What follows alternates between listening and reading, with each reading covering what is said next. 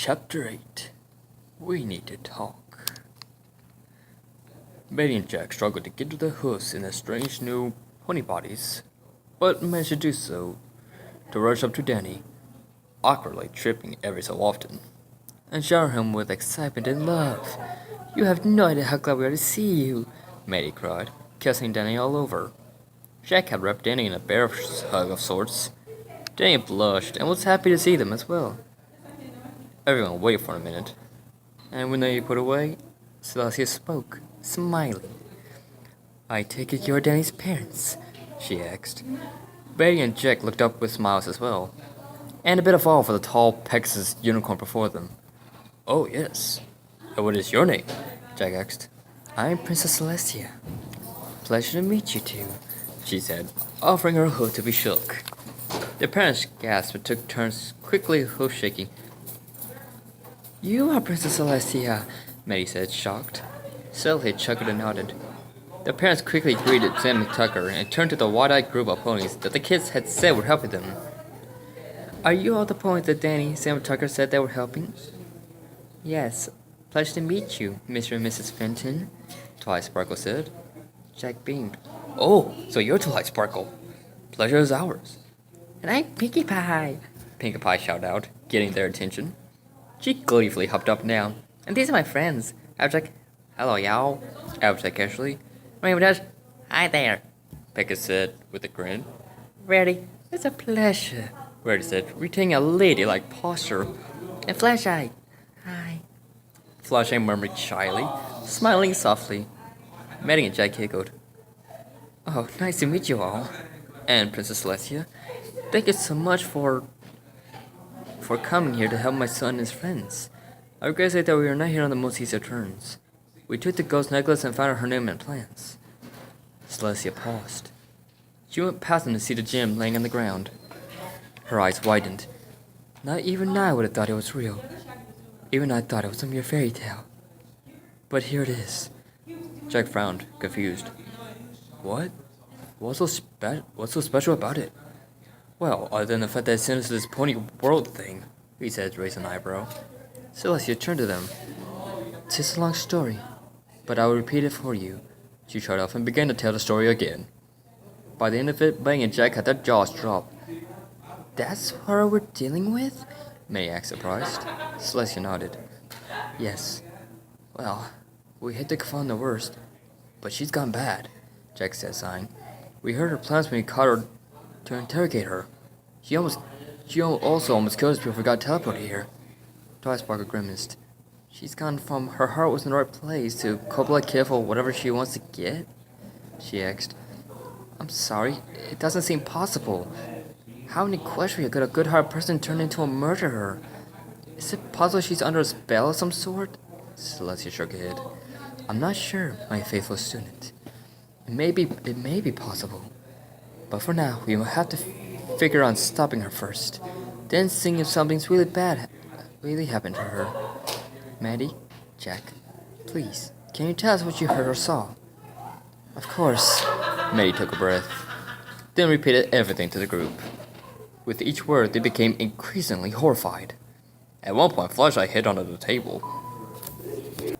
Finally, Twilight Sparkle scowled. Just as I suspected. She wouldn't leave Howard alone either. But here's another problem. You have the necklace. She doesn't. She's still going to build up an army and take over the earth and go somewhere while we're away. And she'll be expected to come back and attempt to stop her. We'll have to build up a strong defense when we try to return. Rushing in without preparation is too dangerous for us. I have to have all my best magicians, including you, Twilight Sparkle. Come with us, as well as the strongest ponies possible. Ha! You got me. We got no worries. Remember that said after the last comment proudly. Celestia frowned. I'm not sure if I want any of you ponies coming with the exception of Twilight Sparkle. It could be far too dangerous. At that, a multitude of groans rang in the air. All of a sudden, Maddie gasped out, nearly gripping her chest in terror. Chaz! She's still there! What if... Both of the parents began to panic. Danny and her friend looked pale and worried as well at the mention of it. Celestia frowned. Who is Jazz? Our daughter. Oh my gosh, can we go back for a minute and make sure she's okay? Please? Jack said. Asked. Celestia nodded. Very well, but I will come along to keep you two safe. Fair enough.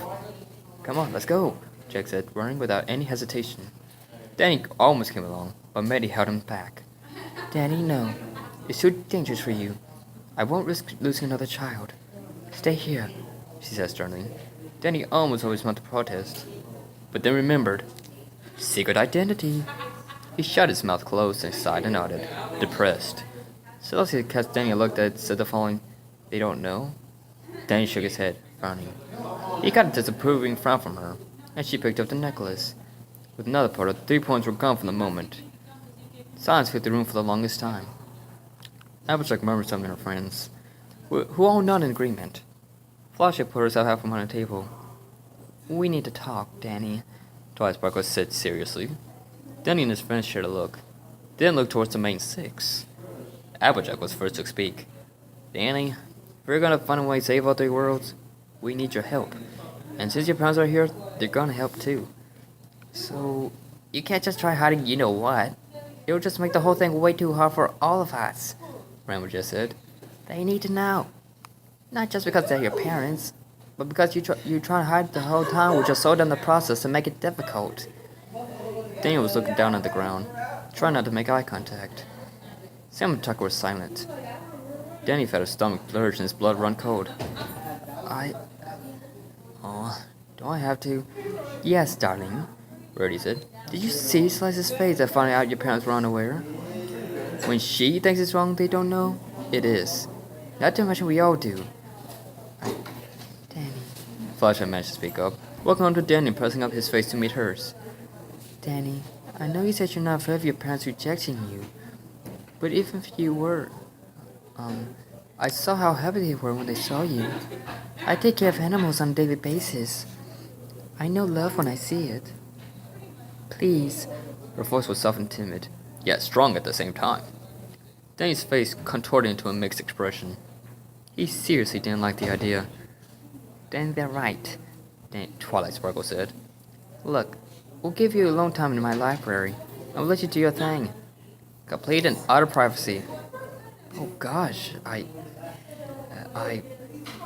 Sam, Tuck, what do you guys think? Danny asked, looking at them for some sort of reason to not do it.